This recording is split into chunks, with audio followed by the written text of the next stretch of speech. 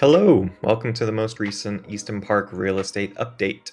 This first slide we're looking at is looking at the new construction homes that are currently available in Easton Park. So quickly to go through this chart, we have the builders on the far left, and then square foot range that those builders offer, the bedroom range the builders offer, amount of garage spaces they offer, minimum maximum prices for the current inventory, and then on the far right we have the available right now and the inventory that was available a month ago. Now I get this information from the builders directly. I go to the builder reps, get inventory sheets. This isn't from the MLS or any public records. This is straight from the source. So I do feel pretty confident with the accuracy of these numbers. There's three things I want to point out with this that stood out to me. The first one is Pacesetter.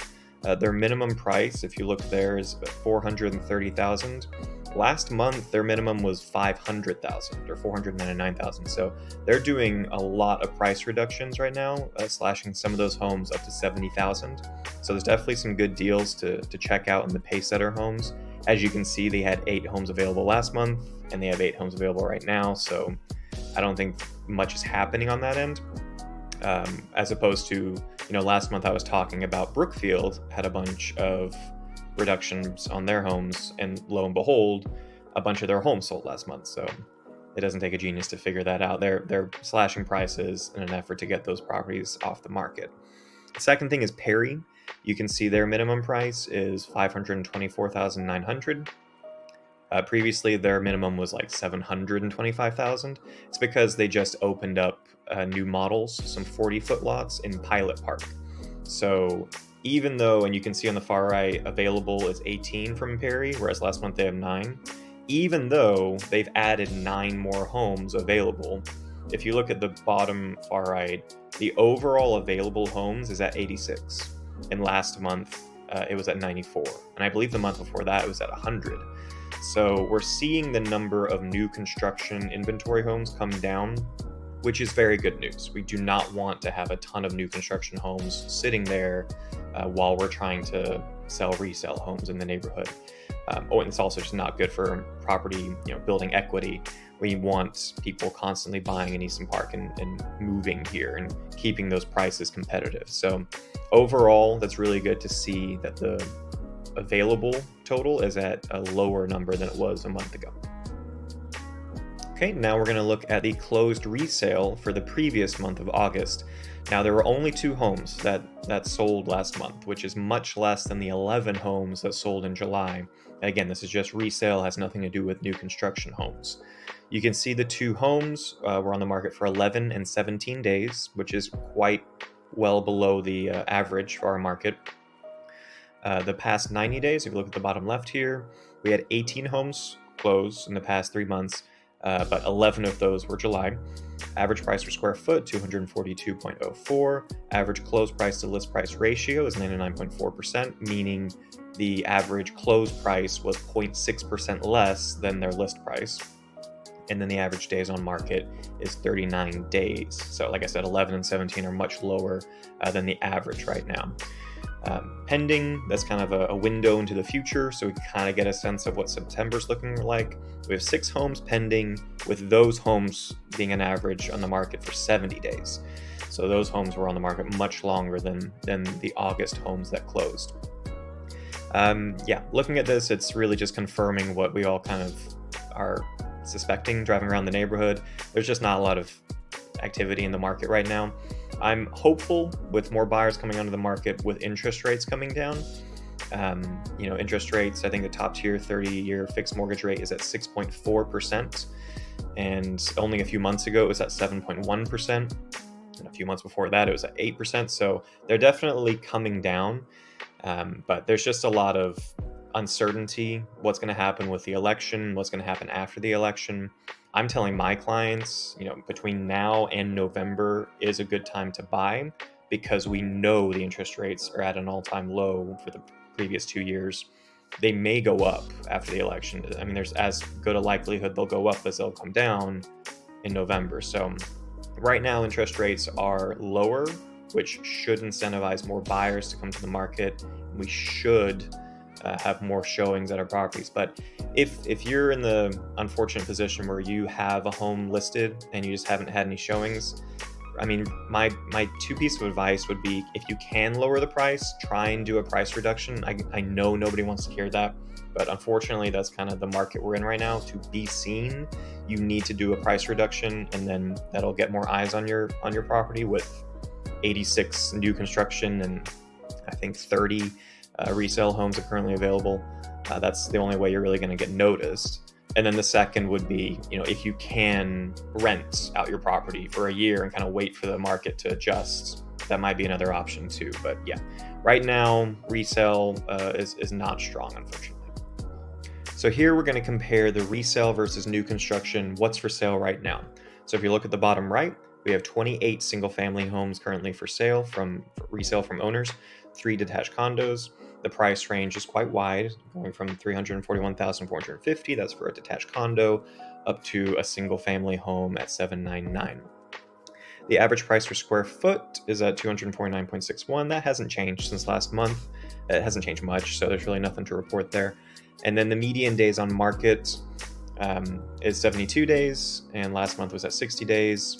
The month before that was at 50 days. So it's no surprise, right? Homes that are not selling are sitting on the market, and the median days on market is just going up and up and up as those homes just sit there. Looking at the chart on the left, this is comparing the price per square foot of new construction versus resale, the inventory in new construction and the current for sale resale homes. So there's a few things looking at this chart that I found interesting, and some things that I would assume looking at this chart that are actually not happening. So the first assumption I would have is that the price per square foot is going to be at its lowest as we get to the far right of the chart, the bigger homes, because typically as you get to a bigger house, it's a smaller price per square foot.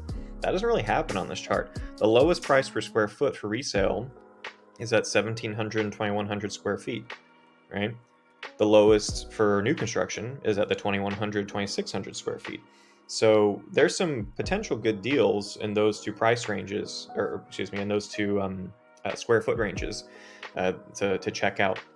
Now the 24 new builds in the 2,100 to 2,600 square foot range, that has come down quite a bit from last month, and that's because of the new Perry 40-foot lots. Their homes are all in the low to mid 500s that they're currently selling in Pilot Park, and that lowered, and they're all within 2,100, 2,600 square feet. So that lowered that average from, I think it was 250 a month ago to now 239.99, which is good to know. The other thing that is interesting on this that you wouldn't know unless you kind of compared it to last month's video is every single new construction price per square foot is lower than last month. Every single one of these is lower than last month. And of the 4 resale, 3 of them are higher than last month. And then 1 is barely lower. So that kind of tells me, okay, well, there's your reason why so many resale homes are just sitting on the market and so many new construction homes were bought up last month. And new construction, I mean, those builders have marketing teams that their whole job is just to look at the market and figure out what should we do with the prices to gain traction to get these homes, bought up. And so they're understanding, well, the market is saying we need to lower prices more, so they do that. A lot of the resale homes just have not got that memo for whatever reason. And I know it's unfortunate, but that's just kind of, how much is your home worth? Is it worth what you say it's worth? Is it worth what it was worth a year ago? The answer to the question, what's my home worth, is, well, what does the market say it's worth? It's supply and demand. And right now, I think a lot of these resale homes are just asking for way too much for this current market. That maybe they could have sold for that a year, 2 years, 3 years ago, but right now it's just you're competing with new construction homes and you're asking a higher price. But the new construction is offering a builder warranty. They're offering closing costs paid. They're offering a buyer rate, a mortgage rate buy down. They're offering just more money off of the price of the house, right? So it doesn't make sense to me. A lot of these resale homes are not competing as well as they should be with this information. But there's the reason why they're kind of just sitting on the market for as long as a lot of them are. So interesting to look at this, kind of defeating a little bit. I wish the resale homes were lower than the new construction, because then more people would be able to kind of move on with their lives and not have their homes just sitting there. But yeah, that is what it is. And yeah, I don't want to cast judgment on anything like that. So let's move on, checking out the investment properties, the rental properties. Next, we're looking at the rental report for Easton Park, but we're going to do it a little differently this month. This time around, I've asked Dhruv Kohli from Good Neighbor Property Management to send in a video of what he's seeing in the rental market. I put together the slide, I sent it over to him, and I just asked him, can you record a 2-minute video of just kind of saying what you see right now? Since Dhruv, his whole sphere is rentals, and he does a lot of work in Easton Park, I figured he would be probably a stronger source of more accurate and nuanced information than me just reading the numbers that I see online and kind of talking through my opinion. So this is for you, it's for me, for all of us to kind of learn more about the rental side. And if you're thinking of renting, or if you have a property that you're thinking of becoming the landlord for and renting out, Dhruv is going to be a great resource for all of us. So here is Dhruv. Hey y'all, it's Drew with Good Neighbor Property Management. Very, very excited to be here. I'm jumping on to talk about the Easton Park leasing and property management side. Easton Park as a neighborhood is historically a little different than the rest of the Austin Metro, just because the combination of new build community, accessibility, and the amenities that we have in and around the community make the rental market in this neighborhood just a little different, and frankly, a little more resilient than other pockets of Austin. And so it's important to talk about our neighborhood itself, because I know a lot of us already have rental properties in the neighborhood or are thinking about potentially renting out our homes. So let's jump in. This slide has a screenshot. The table below it categorizes different square footage segments and their corresponding rental prices. So if I have a 2,400 square foot home, I can look in the table and I know what the average price is for similar homes in my area. Feel free to use the visual as you see fit. There were 26 rentals available as of us recording this video, 18 last month, and so a slight uptick in inventory, which is normal around this time of the year.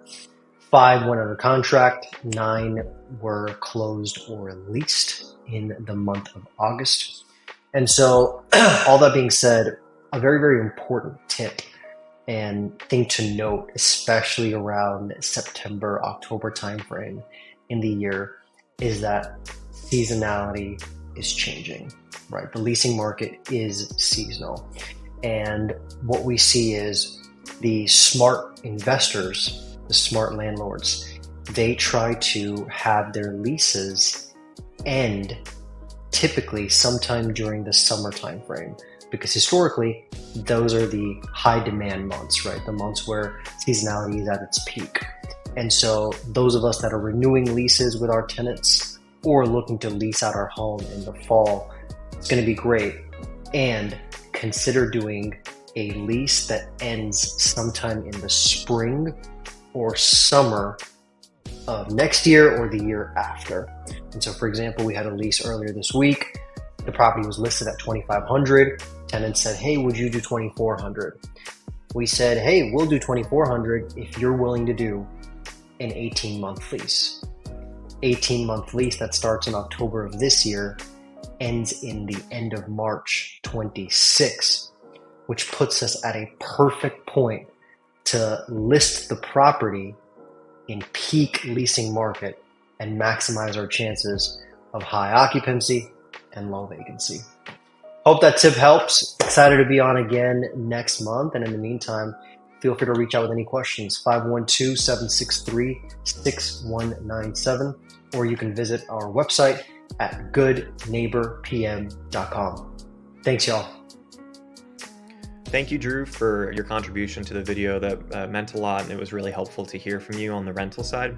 And thank you for watching this whole video to the end. This channel I'm trying to build, so please consider subscribing below, tapping the bell for notifications, and I will have weekly videos coming out every Tuesday.